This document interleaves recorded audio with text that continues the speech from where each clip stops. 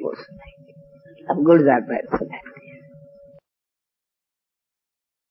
वैसे प्रोग्राम तो ब्रह्मा बाबा ने दिया था, तो बाबा को प्रेरणा आई कि सभी बच्चों को मौन में रह करके काम काज करना है। तो वैसे संख्या तो हमारी काफी थी और काम भी, तो जितनी संख्या होंगी उतना काम होगा, लेकिन बाबा को ये था तो पूरा ही 9 दिन का बाबा ने योग का मौन का प्रोग्राम रखा और बात नहीं करनी है। तो काम पड़े तो क्या करें, तो इसीलिए जगह जगह पर जहाँ समझो भंडारा है तो भंडारे में एक दो को कुछ पूछना है, कुछ डायरेक्शन देना है। तो ऐसा प्रोग्राम बनाया था कि चिट्ठियां लटकाई हुई थी और पेंसिल साथ में, तो जिसको भी जहाँ कोई डायरेक्शन देना भी है तो वो लिख करके देता था। मतलब बोलना बिल्कुल ही बंद था, एकदम मौन। और मौन के कारण क्या हुआ कि सभी का टाइम तो बच जाता है। वैसे चलते फिरते बात करने में भी कितना टाइम चला जाता है। मामा का मौन, सभी को एकदम मौन, तो सभी का टाइम भी बच गया। तो वो क्या करेंगे, तो आपस में उन दोनों में योग शब्द नहीं था, न तपस्या था न योग था, लेकिन हम लोग ये कहते थे कि आत्मा की स्मृति में रहना है, शिव बाबा को याद करना है। बाबा से तो प्यार था ही, बाबा की याद तो हम लोगों के समाई हुई थी। जैसे बाबा भूले ये तो था ही नहीं, लेकिन आत्म अभिमानी बन करके बिल्कुल अशरीरी बन जाएं, उसके लिए दूसरे को देखें तो भी आत्मा रूप में, हम भी आत्मा, ये अभ्यास जो है अशरीरी बनने का, वो टाइम काफी मिल गया। तो हम लोग क्या करें, तो आपस में ये तपस्या करते थे जो भी टाइम मिलता था। तो शाम का टाइम था, तो हम और हमारे कमरे में जो दूसरी बहन रहती थी, हम ध्यान में पहले गई थी, 8 वर्ष की थी। आज जब वो बाबा का भी बोर्डिंग शुरू नहीं हुआ था, लेकिन बाबा हमारे फैमिली में आया था, जैसे सत्संग करने आते हैं ना वैसे। तो तब ही हमको पहली बारी साक्षात्कार हुआ था श्री कृष्ण का। लेकिन फिर बाबा चला गया तो बच्चे तो थे, तो पढ़ना और घूमना और खेलना इसी में ही रहते थे। तो बाबा चला गया तो हमको भी भूल गया, जो भी देखा किया कुछ नहीं याद था। वो फिर इसलिए बताती कि ये जो कहते बाबा हैदराबाद से अभी हम लोग नए हैं, घरों में रहते, तो बाबा हैदराबाद से कराची में गए थे। गंगा देवी उस टाइम ज्ञान में थी, जिसकी अभी भी वडाला मंडली आती है ना पार्टी, ये समझो वो है। गुलजार बहन उसके थोड़े नजदीक के कराची के है, तो उनके घर पर उनके निमंत्रण पर बाबा समझो सत्संग करने गए हैं। तो आज भी उनको वो उसी घड़ी का बीज है। और कई पूछते हैं सिंधी गीत, आज भी अगर सिंधी गीत है तो उनके पास है, क्योंकि आज भी उनके पास सत्संग जमुरली जाती है, करते हैं, गीता पर चला। लेकिन आज भी उसी घड़ी के ओ मंडली के सिंधी गीत है, तो उसके पास है। जो नहीं, इधर में भी 1-2 बार आकर के कुछ भरा भी है, लेकिन उनके पास नहीं रिकॉर्ड रहा है, हम लोग किसी के पास नहीं। तो उसी का याद है दुर्गा दादी को, वो 8 वर्ष में बाबा आया था। तुम्हें पता नहीं था हमको ध्यान क्या होता है। हम तो माँ की अंगुली पकड़ के, क्योंकि नानी का घर हमारा वहीं था।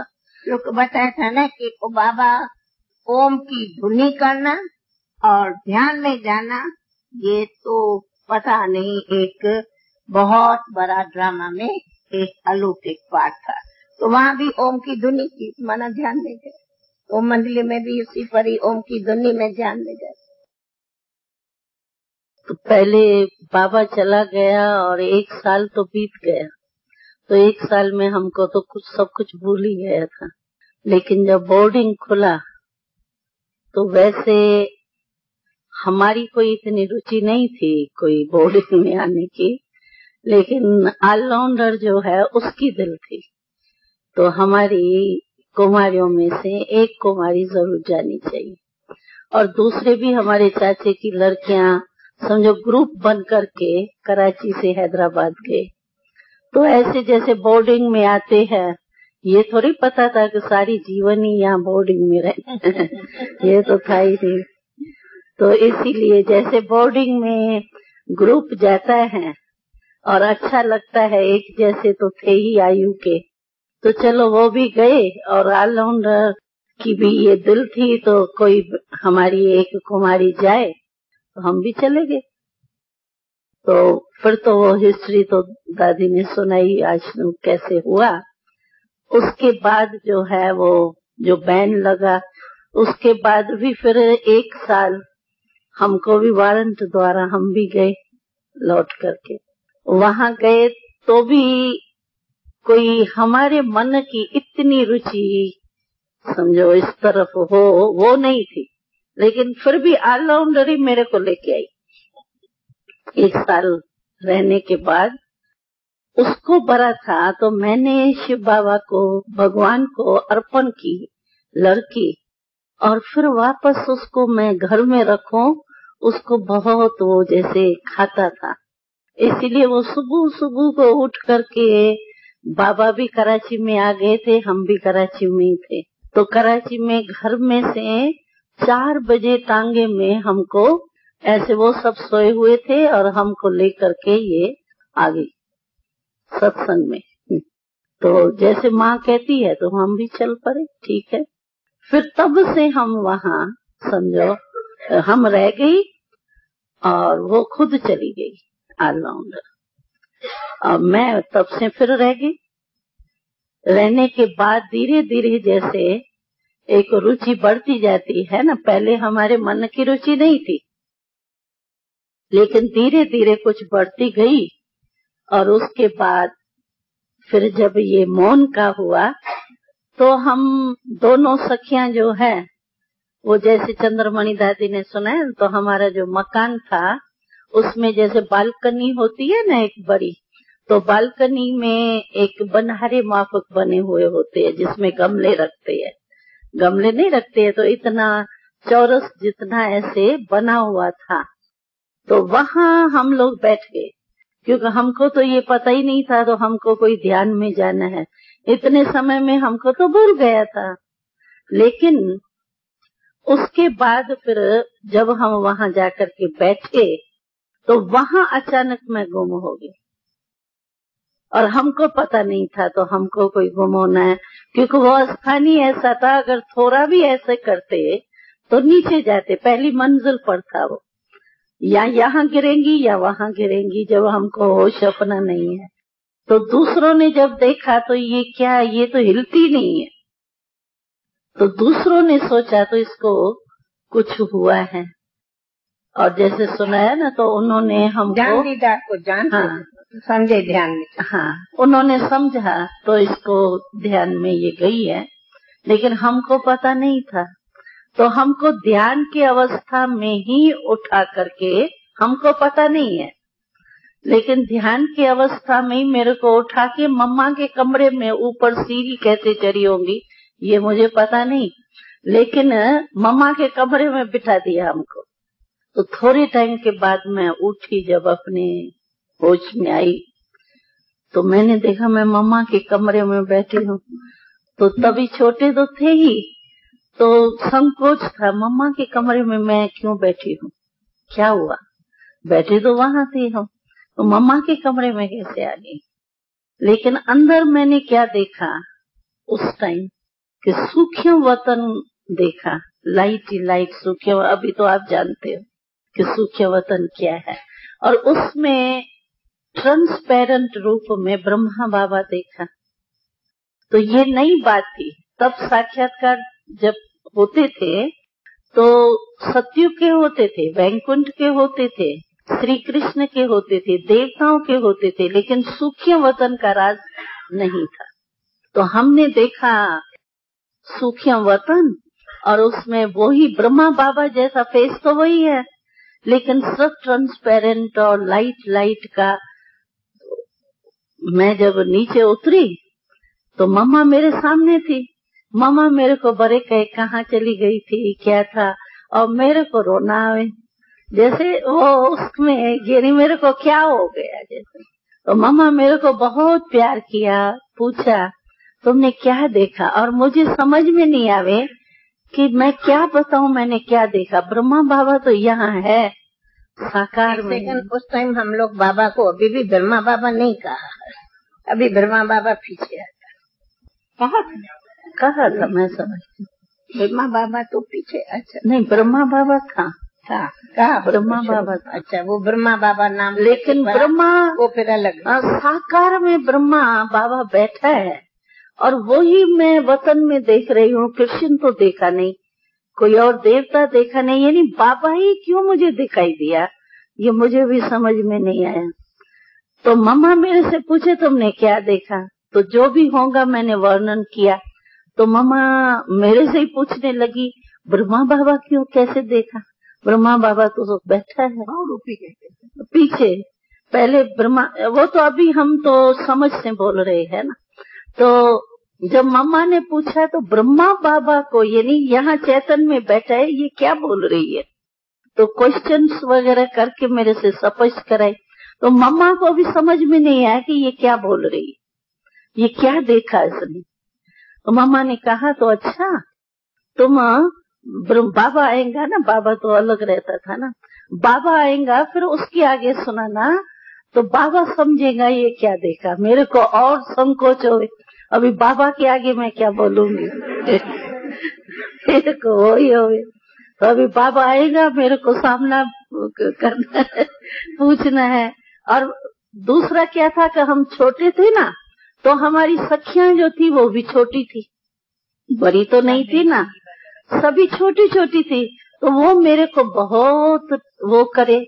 तो ये गुलजार बहन कहती है मैं सफेद वस्त्र वाला देखा। अभी कोई कहे तो एक बिल्ली थी हमारे पास वहाँ उस समय, उसका नाम था पुस्सी, सफेद सफेद थी। तो कहा ये पुस्सी आई होंगी खिड़की के आगे,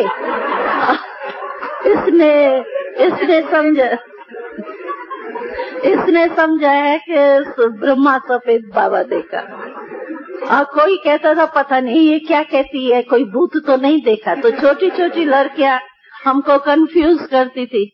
तो बाबा जब आया तो बाबा, मम्मा ने मेरे को बुलाया, मैं समझती हूँ 15-16, लेकिन ज्ञान तो अभी शुरू ही हुआ था ना।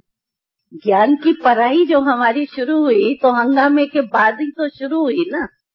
और मतलब हमारी बुद्धि भी साक्षात्कार के बाद ज्यादा है, ये 1941 के बाद। हाँ। तो उसमें फिर बाबा आया तो मेरे को मम्मा ने बुलाया, मुझे याद है बगीचे था, बाबा आया तो बाबा ने कहा तो बच्ची क्या देखा तुमने, मम्मा कहती है पता नहीं क्या देखा है, और तुम मुझे सुनाओ क्या देखा। तो मैं ब्रह्मा बाबा के फेस से देखूं तो वो भी मेरे को आश्चर्य लग रहा था।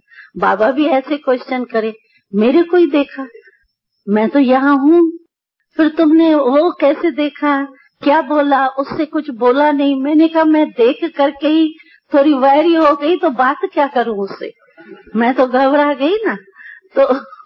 तो मेरे को बाबा ने कहा नहीं, अभी तुम जो है ना वो एकांत में मेरे साथ चलो, मेरे वहाँ रहो, और तुमको ये छोटी छोटी सखियां जो है वो कंफ्यूज कर देंगी, और मैं समझने चाहता हूँ कि ये क्या तुम बोलती हो। फिर तुम जाओ, फिर तुम जा करके उससे बोलो तुम कौन हो, पूछ के आओ। तो मैं गई वहाँ, मेरे को बाबा अपने साथ ले चला, एकांत में वहाँ रहाया। हाँ, बंगले में, अपने बाबा के घर में, जहाँ फैमिली बाबा की रहती थी और बाबा सागर के आगे। तो वहाँ बाबा ले चला और मेरे को ब्रिजेंद्रा दादी थी ना बाबा के साथ, तो बाबा ने कहा अभी मेरे से तो ये संकोच करेंगे, इसीलिए उसको ब्रिजेंद्रा दादी को मेरे साथ लगा दिया। तो तुम इनसे क्वेश्चन इसको बताओ, तुम ऐसे पूछो, तुम ये पूछो, तुम ये पूछो, फिर ये खुलेगा राज, ये क्या बात है। तो वो तो होशियार है, क्वेश्चन करने में बड़ी होशियार थी। तो वो मेरे को रोज 8-10 क्वेश्चन लिख के दे देवे, तो तुम ये पूछना उससे ये पूछना, लेकिन मेरा संकोच भी तो थोड़ा खत्म हो ना। तो फिर वो ये बात होती थी कि जो टाइम समझो 6 बजे शाम को मैं गई, पहले तो 6 बजता था, घड़ी देखने की कोई जरूरत नहीं, लेकिन 6 बजता था और मुझे ऐसा होता था मैं गुम हो रही हूँ और मैं बैठ जाती थी। तो भाई क्योंकि अभी तो समझ मेरे को आ गई ना, तो इसलिए मैं बैठ जाती थी और गुम हो जाती थी। यानी वही टाइम काफी दिन मेरा ये पाठ चला। तो ब्रिजेंद्रा दादी ने मेरे को कहा तुम उससे पूछो कि तुम कौन हो। मैंने कहा ठीक है मैं ये पूछूंगी। तो मैंने साहस रखा, अच्छा लगता था बाबा, नजदीक जाऊं ये भी अच्छा लगता था, प्यारा भी लगता था, लेकिन संकोच भी होता था। तो मैं आगे जाऊं कैसे बात करूं ये भी होता था।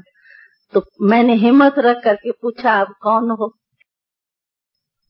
यानी अव्यक्त बाबा से।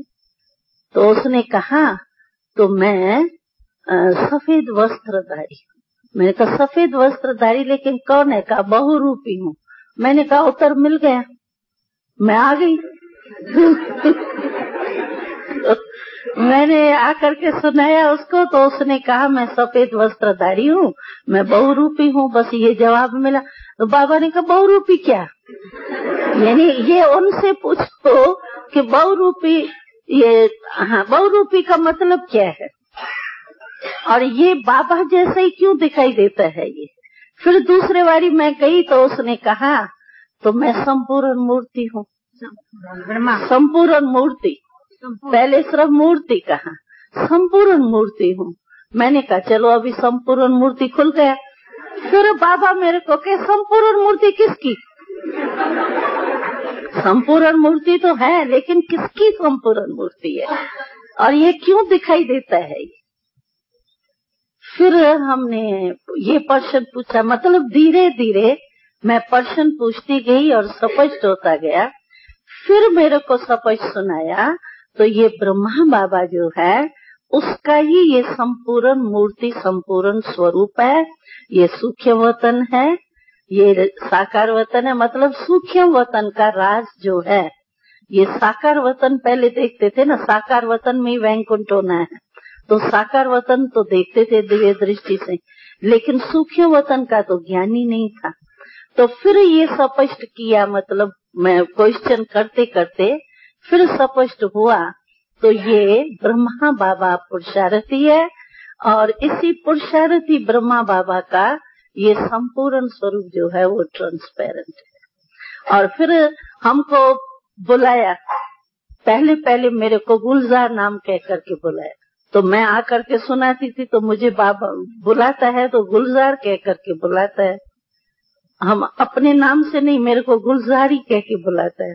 तो गुलजार गुलजार नाम हो गया, प्रसिद्ध हो गया। और उसके बाद फिर ये स्पष्ट जैसे हुआ तो फिर ब्रह्मा बाबा मुरली में भी बहुत स्पष्ट किया। पहले तो हमको बाबा ने कहा तुम पूछो पूछो, और फिर शिव बाबा जब ब्रह्मा बाबा में प्रवेश हुए तो फिर मुरली के टाइम जो है वो बाबा ने और स्पष्ट किया। तो ये क्या नया राज है, ये बाबा हमको सूक्ष्म वतन कैसे दिखाता है और इस स्थूल वतन से ऊपर सूक्ष्म वतन है, वो कैसा सूक्ष्म वतन है ये बच्चा देखती है, उसमें संपूर्ण ब्रह्मा, मतलब पीछे तो स्पष्ट होता गया। और हम काफी टाइम, मैं समझती हूँ कोई 2-3 मास ऐसे साक्षात्कार का पाठ हमारा चलता रहा, जिसमें विनाश, अभी युद्ध जो है वो कोई शुरू प्रैक्टिकल नहीं हुई थी, लेकिन बाबा ने हम लोगों को पहले ही ये जो बाम्स है ना, पहले दूसरी बार में ये जो पहले बाम्स चलाए ना, हाँ वहाँ, हाँ, तो वो बाबा पहले ही समझो हमको दिखाया कि कैसे ये आग के गोले जो है वो अंडरग्राउंड ये बन रहे हैं। तो हमको समझ में ही नहीं आता था, तो ये आग के गोले अंडरग्राउंड क्या बन रहे हैं, ये क्या आग के गोले हैं। तो फिर धीरे धीरे जैसे ये साक्षात्कार में कि विनाश कैसे होना है, ये आग के गोले बन रहे हैं, ये आग के गोलों से विनाश होगा, ये अर्थक्वेक प्रकृति कैसे विनाश करेंगी, वो धीरे धीरे समझो विनाश की, सत्युग की और वर्तमान समय जो है वो ब्रह्म लाइफ में भी जिसकी जैसी अवस्था होती थी वो हम लोगों को दिव्य दृष्टि में बाबा दिखाता था और उनके प्रति फिर पत्र लिखाता था। समझो जिसकी अवस्था थोड़ी नीचे ऊपर, हमको तो पता नहीं पड़ेगा ना अंदर का, लेकिन वतन में बाबा जो है वो कई बच्चों की जैसे देख करके अवस्था और फिर हमसे पत्र लिखाता था। तो मैं तो कोई इतना पढ़ी नहीं थी, क्योंकि 4 क्लास पढ़ करके हम आ गए थे और 4 में भी सिंधी ज्यादा थी वहाँ, तो हिंदी तो हम लोगों ने यहीं सीखी, यहाँ बाबा के आज वहाँ बोर्डिंग में आकर के। तो मेरे को तो कोई भाषा वगैरह का भी नहीं था, लेकिन बाबा पत्र पर ऐसा लिखाता था जो कभी भी कोई ऐसा पत्र नहीं लिख सकता। मैं खुद पढ़ती थी तो मैं कहती थी मैंने लिखा है या किसने लिखा है, क्योंकि लिखा था तो बाबा ही था।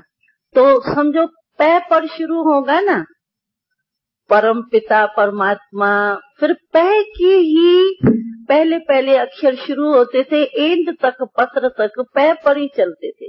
तय का तो तय पर ही चलते। अभी मेरे को डिक्शनरी वगैरह का क्या पता तय पर क्या शब्द होंगे, तय पर क्या होंगे, लेकिन एक नई नई बातें बाबा जो है वो इस साक्षात्कार के, मैं समझती हूँ 3 मास तो हमारा लगातार ऐसे बीच बीच में चला। फिर उसमें सत्युग की भी सारी बातें, सत्युग की लैंग्वेज अभी तो भूल गई है, लेकिन उन दिनों में सारी लैंग्वेज क्या होंगी, एक एक चीज को क्या क्या कहते हैं, वहाँ कैसे दिनचर्या कैसी होंगी, विमान कैसे होंगे। अभी धीरे धीरे समझो सत्युग की सारी लाइफ, विनाश और वर्तमान समय जो ब्राह्मणों की स्थिति नीचे ऊपर होती थी, उसके प्रति जैसे बाबा एक उमंग उत्साह के पत्र लिखाते थे। तो जो और सीनरियां भी काफी दिखाते थे। तो जो हम देख करके आते थे ना, जैसे अभी दृश्य हम देख के आते हैं ना, कभी किस डिजाइन से बाबा दृश्य दिखाता है, कभी किस, जैसे अभी भी है। तो उन दिनों में ये दृश्य जो हम देख करके आते थे ना, वो फिर आकर के लिखते थे और फिर वो लिखे हुए दृश्य जो है वो सभी सुनते थे। तो इसमें पहले सुनाती थी, बाबा को सुनाती थी, पीछे फिर लिख करके फिर क्लास में। तो धीरे धीरे समझो हमको वो साक्षात्कार, सूक्ष्म वतन का साक्षात्कार जो है वो स्पष्ट होता गया और ब्रह्मा बाबा संपूर्ण होकर के इस स्थिति पर पहुंचना है, ये एडवांस में जैसे पता पड़ा। इसी रीति से देखते थे ना कि ब्रह्मा और शिव बाबा का भी दोनों रूप उस टाइम, हाँ, वो धीरे धीरे पीछे। पहले सूक्ष्म वतन में ब्रह्मा के भी कई पोज बाबा दिखाते थे। समझो अभी ये अवस्था है, फिर कुछ टाइम के बाद वही फेस, परंतु लाइट माइट ज्यादा, एक ही फेस दिखाते थे बाबा ब्रह्मा के। समझो संपूर्ण होते होते होते होते लास्ट में कैसे संपूर्ण हो जाएगा, ये भी दिखाते थे। और शिव बाबा का जो बिंदु रूप का परम धाम का, वो फिर सूक्ष्म वतन के बाद धीरे धीरे फिर परम धाम का भी खुला साक्षात्कार। समझो शिव बाबा ज्योति बिंदु कैसे है और फिर लाइट, वहाँ की परम धाम की लाइट कैसी है, उसके बीच में आत्मा कैसे चमकती है, वो धीरे धीरे फिर परम धाम का, मतलब 3 लोकों का जो है वो धीरे धीरे राज खुला। और हमको पहले समझो सूक्ष्म वतन का ही ब्रह्मा बाबा दिखाई, ये था। पहला साखी। फिर तो कॉमन हो गए, फिर तो और संदेशा भी हो गए। काफी हमारी कमल सुंदरी बहन भी काफी ध्यान में जाती थी, वो भी जाती थी जब ध्यान के, वो भी एक वंडर होते थे। ये लोग को बाबा ध्यान में देते थे, 2-2 दिन 3-3 दिन ये लोग ध्यान में 15-15 दिन शहजादी है, शहजादी की आत्मा प्रवेश होती थी। हमको कुछ पता नहीं, कुछ नहीं पता। 15 दिन हमको कुछ अपना होश नहीं, कुछ भी नहीं। न इन्हों को जो बाबा नहीं कहते हैं, वहाँ की शहजादी को दिखाई पड़ता था ये तो दासी है, तो कभी कभी बाबा से चुप कर, दासी नहीं बोल, दासी नहीं। और आश्चर्य ये होता था, जो समझो हमारे में शहजादी की आत्मा आई तो हम समझो देखेंगे, समझो दादी हमारी कोई संबंधी है, बाप है या माँ है, बड़ी दीदी थी, जो भी बड़े बड़े, तो ये सफाई कर रहे हैं। वो सफाई होती थी ना, झाड़ू पोछा हम अपने हाथ से ही करते थे ना, तो वो शहजादी देख करके मूंझ जाइए। और दूसरे जो थे हल्के, वो खटिया पर आराम कर रहे हैं। और ये महाराजा और महारानियां जो है वो झाड़ू लेके पता नहीं क्या कर रहे हैं। तो वो बहुत मूंझती थी, ये क्या कर रहे हैं, ये क्या हो रहा है यहाँ। वो आराम कर रहे हैं और वो झाड़ू लगा रहे हैं, ये क्या हो रहा है। तो वो बहुत मूंझती थी। समझो सब्जी पालक खाने की चीज, वो कहेंगे ये सब्जी खाने की चीज, वो कहेंगे ये घास खाएंगे आप, ये घास। वो गन्ना होता था ना, कहे लकड़ी ये खाने की चीज है। तो वो बहुत मूंझती थी शहजादी जब आते थे ना, बहुत कहते शुभी रस, वो चाहिए बस, शुभी रस बहुत चाहिए। लेकिन वो राज भी, सतयुग के राज भी कहीं आकर के बताती थी। ये कहीं बाबा के उस टाइम में क्या भाषा है, और ये जो बाबा नहीं कई बार कहते हैं योग बल से बच्चे, ये वो, ये सब राज उसी टाइम बहुत खुले। ये थोड़े इशारे बोलते थे और बाबा उनको पूरा क्लियर करके हमें समझाते थे, क्योंकि इतना तो इशारे से कोई नहीं समझ सकते, पर बाबा उनको पूरा क्लियर करके हमें समझाते थे कि इन लोग का ये क्या राज है।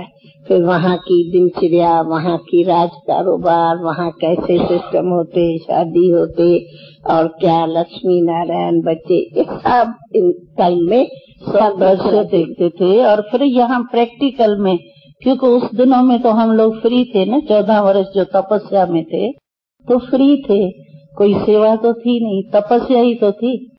तो इसीलिए वो दृश्य जो देख करके आते थे ना, फिर यहाँ प्रैक्टिकल में आके करते थे। मानो 8 बादशाह तो हमने देखी, तो यहाँ फिर आकर के हम सुनाते थे। फिर बाबा कहता था तो नहीं, इन्हों को वस्त्र बना के दो, तुम जो देखा ना वो यहाँ सीन करके दिखाओ। तो रोज नाटक हमारे होते थे। सच्चे में जो देख करके आते थे ना, धर्मराज की सजाएं भी देखी, वो धर्मराज की सजाएं भी जो देख करके आई, वो प्रैक्टिकल में बाबा ने करा के दिखाई। कैसे कैसे सजा, कैसे उल्टा लटकता है, कैसे ब्रह्मा बाबा सामने आता है, ये सारी सीन समझो। रोज हमारे सप्ताह में 2-3 दिन तो जरूरी है सतयुग की, रोज नहीं धर्मराज की सिलाई होती। उस समय बाबा बनवाता था ड्रेसेस। और फिर दूसरा दीदी थी उसकी इंचार्ज, तो दीदी थी, सिलाई टीचर। बस फौरन ही हम आके संदेश सुनाएंगे दर्शक, और दीदी को बाबा कहेंगे इन्हों को शाम को या कल शाम तक इसको तैयार करके दो और ये सारा दिखाओ। तो रोज नई बातें वो देखते रहते थे। नवरात्रि का पहाड़ बना बहुत ऊंचा ऊंचा, पर कैसे उनको ऊपर से गिराते हैं, वो नीचे गिरती है, कैसे ये कोई भाई पाप कर्म करते हैं तो जमदूत फांसी देते हैं, वो ऐसे ऐसे लटकते लटकते फांसी देते देते नीचे गिरती है, और ऐसा लगे कि इसको फांसी ना आ जाए, फांसी ना जाए, लेकिन उनको कुछ भी नहीं होता था। ये यूं करते रस्सी बांध दी जावे, अरे बाबा रस्सी में मर न जाओ, उन लोगों को कुछ भी नहीं होता था।